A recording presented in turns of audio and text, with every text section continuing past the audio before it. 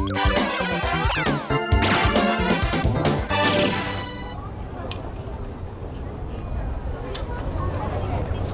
ស្តីអ្នកទាំងអស់គ្នានាងខ្ញុំជួននីតាជាសិស្សមកពីប្រទេសកម្ពុជាថ្ងៃនេះផងដែរខ្ញុំនឹងនាំអារម្មណ៍បងប្អូនទាំងអស់គ្នាមកទស្សនាពិភពបាតសមុទ្រនាងខ្ញុំមកទស្សនាពិភពបាតសមុទ្រនេះចំនួន4ដងរួចមកហើយដើម្បីចង់ដឹងថាផ្នែកខាងក្នុងមានអ្វីចម្លែកនិងអស្ចារ្យប៉ុណ្ណាយើងទៅទស្សនាផ្នែកខាងក្នុងទាំងអស់គ្នា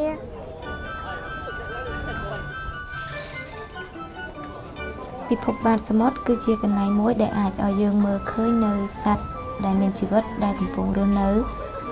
សមុទ្រទន្លេបឹងជាដើមប្រទេសជប៉ុនគឺជាប្រទេសមួយដែលសម្បូរទៅដោយពិភពបាតសមុទ្រនេះច្រើនជាងគេនៅលើពិភពលោកនេះផងដែរគឺជារូបចម្លាក់ដែលតំណាងឲ្យត្រីបាឡែនធំមួយនៅក្នុងផ្នែកខាងក្នុងនៃពិភពបាតសមុទ្រ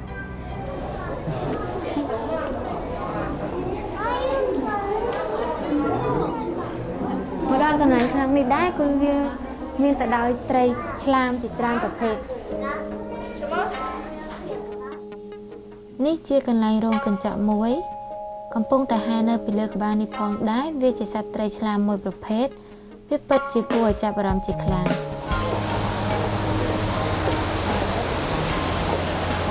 មកដល់ចំណុចត្រង់កន្លែងនេះដែរគឺជាជាន់ទី8នៃពិភពបាតសមុទ្រ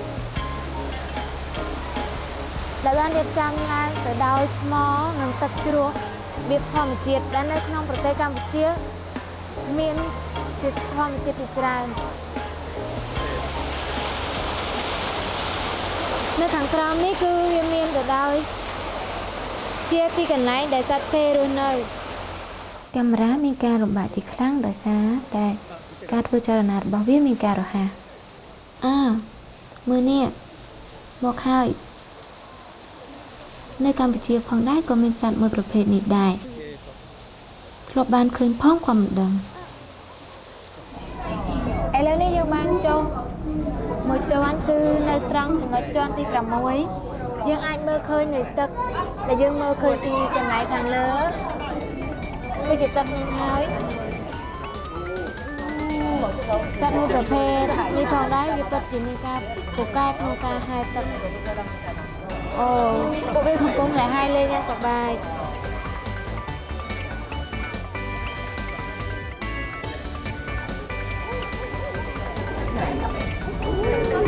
ពិតជាពូកែមែន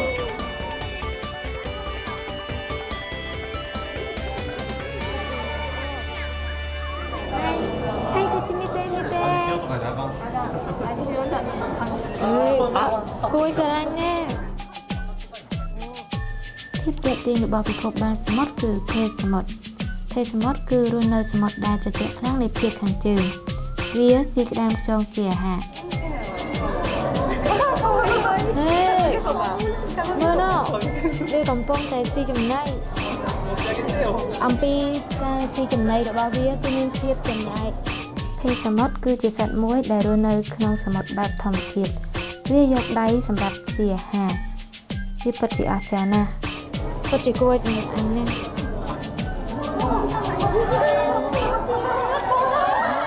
គួរឲ្យស្រឡាញ់ណាស់ម្ដងកន្លែងនេះដែរគឺជាកន្លែងត្រី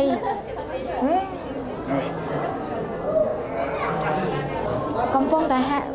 ពួកត្រីកំពុងតែហែលទឹកលេងយ៉ាងសប្បាយហែលដល់លឿនខាងពេកពួកយើងមិនអាចមើលវាឃើញចាំពេលដែលគេកំពុងតែដល់ម៉ោងឲ្យចំណីត្រីល្មមយើងមកទស្សនាការឲ្យចំណីសត្វត្រីទាំងអស់គ្នា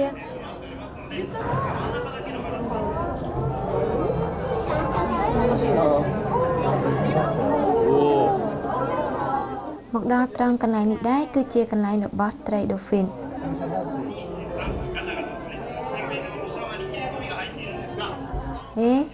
ត្រី Dolphin កំពុងតែយកដៃស្វាគមន៍អ្នកទាំងអស់គ្នាអ្នកទាំងអស់គ្នាមើលឃើញទេត្រីកំពុងតែរំមកដល់ត្រង់កន្លែងនេះដែរគឺជាកន្លែងសត្វស្លាបមួយប្រភេទប៉ុន្តែសត្វស្លាបមួយប្រភេទនេះមិនអាចហោះហើរបានទេ ជាសត្វអ្វីទៅមកមើលទាំងអស់គ្នាគឺជាសត្វ penguin គឺវារស់នៅកន្លែងដែលគ្របដណ្ដប់ទៅដោយទឹកកកដែលត្រជាក់ជាងគេនៅភាគខាងត្បូងនៃពិភពលោករបៀបនៃការដើររបស់វាប្រៀបដូចជារបៀបនៃការដើររបស់កូនក្មេងដែរការធ្វើចលនារបស់វាគឺមានភាពរហ័សជាខ្លាំងណែមើលនេះនេះផងដែរគឺជាត្រីមួយប្រភេទដែលពពួកត្រីនេះផងដែរវារស់នៅក្នុងព្រៃនៃស្ទឹងប្រទេសអាមេរិកខាងត្បូងនេះគឺជាប្រភេទត្រីដែលមានរូបរាងធំ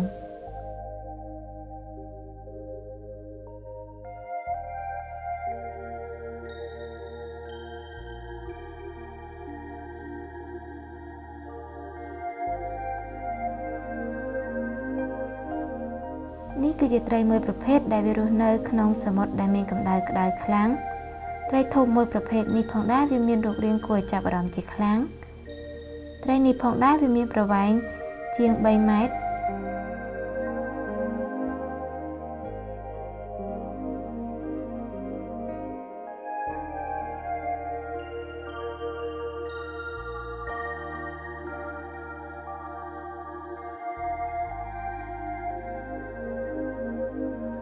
នៅចំកណ្ដាលអគារនៃពិភពបានសមុទ្របានសាងសង់នូវទូកញ្ចក់ដែលមានកម្ពស់រហូតទៅដល់9ម៉ែត្រ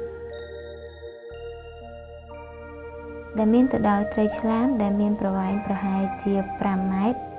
ត្រីប្រភេទនេះផងដែរគឺជាត្រីដែលមានប្រវែងធំជាងគេនៅលើផែនដីនាពេលបច្ចុប្បន្ននេះផងដែរត្រីមួយប្រភេទនេះផងដែរវាមានប្រវែងធំបំផុតរហូតទៅដល់12ម៉ែត្រឥឡូវនេះផងដែរដល់ពេលឲ្យចំណីរបស់សត្វត្រីឆ្លាមមួយប្រភេទនេះហើយវាកំពុងតែស៊ីចំណីរបស់ត្រីឆ្លាមមួយប្រភេទនេះគឺវាស៊ីបង្គាកូនក្តាមកូនត្រីជាអាហារវាគឺជាប្រភេទត្រីឆ្លាមមួយប្រភេទដែលពុំមានគ្រោះថ្នាក់នោះទេមើលនេះផងដែរនេះគឺជាសត្វភេមួយប្រភេទដែលមានទំហំធំកន្លែងរស់នៅរបស់តោសមុទ្រគឺវារស់នៅឆ្នេរថ្មសមុទ្រជាដើមនៅពេលវាឃ្លានវាចាប់មឹកត្រីនៅក្នុងសមុទ្រជាអាហារដូច្នេះហើយការហែលទឹកគឺមានសារៈសំខាន់បំផុតសម្រាប់វាតោសមុទ្រគឺវាមានភាពវៃឆ្លាតដូចជាសត្វផ្សោតផងដែរពេលនេះផងដែរពួកតោសមុទ្រកំពុងតែបង្ហាញនៃការសម្ដែង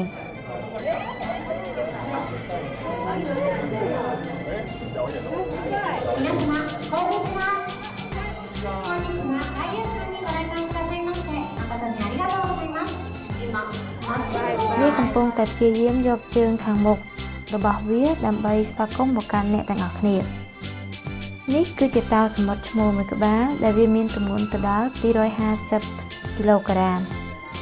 ពិតជាអស្ចារ្យណាស់នេះគឺជាសត្វតោសមុទ្រញីមួយក្បាលមើលទៅវាដូចជាកំពុងតែខ្មាស់អៀនខ្លាំងណាស់ដោយសារតែការខិតខំប្រឹងសម្ដែងរបស់ពួកវាទទួលបានត្រីគួរឲ្យសរសើរណាស់អស្ចារ្យណាស់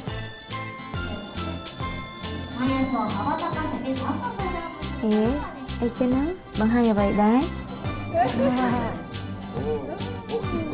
គួរសរសើរណាស់ផ្ទះដៃ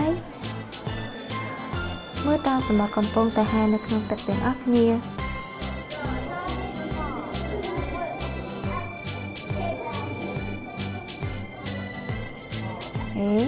ដូចជាមានចំណាប់អារម្មណ៍នឹងដៃរបស់ខ្ញុំ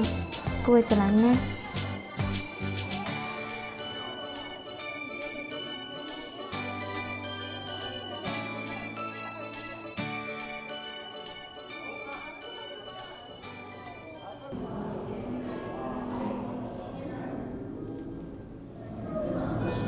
នេះផងដែរគឺជាមឹកដែលវារស់នៅក្នុងសមុទ្រ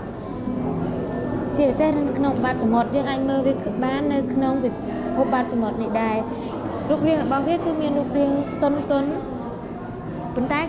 កាន់តែមើលកាន់តែគួរស្រឡាញ់ថែមទៀតមឹកមួយប្រភេទនេះវាពិតជាស្អាតមែន មិនត្រឹមតែប៉ុណ្ណេះទេសូមអញ្ជើញទស្សនាវីដេអូទាំងអស់គ្នា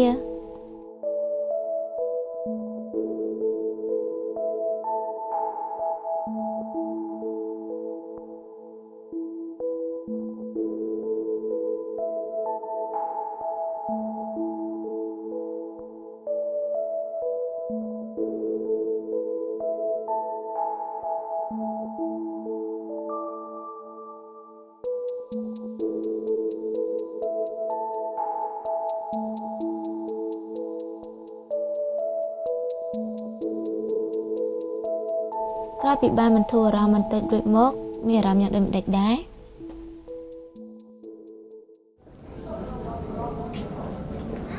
មកដល់ត្រង់ចំណុចនេះផងដែរគឺជាកន្លែងមួយដែលអាចឲ្យភ្ញៀវអាចស្ទាបនៅសត្វត្រីជាច្រើនប្រភេទផងដែរដែលជាដំបូងយើងត្រូវលាងដៃទាំងអស់គ្នាមុននឹងចូលស្ទាបនៅសត្វត្រីពេលនេះលាងដៃទាំងអស់គ្នា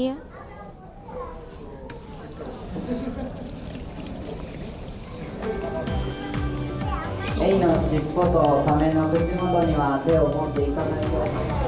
ស្ទាបទាំងអស់គ្នាណា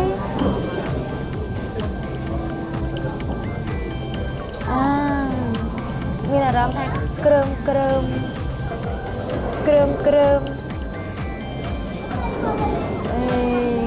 យ៉ារ៉ាកៃかわいい優しいね大きい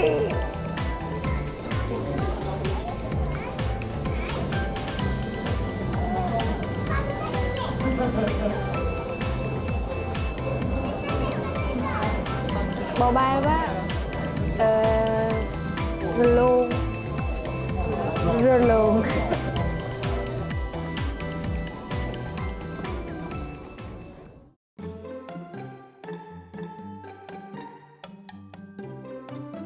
ត្រីដូហ្វីនផេនហ្វីនផេ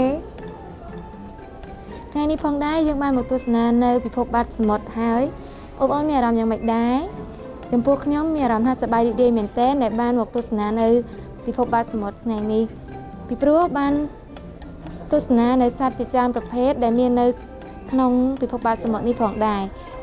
បងប្អូនក៏ដូចគ្នាបើសិនជាមានឱកាសសូមមកទស្សនាទាំងអស់គ្នាព្រោះអីវាបានផ្ដល់នូវអត្ថប្រយោជន៍ជាច្រើននិងចំណេះដឹងជាច្រើនបន្ថែមទៀតដល់យើងត្រង់នេះផងដែរគឺដល់ទីបញ្ចប់ដែរសូមអរគុណបាយបាយគុណត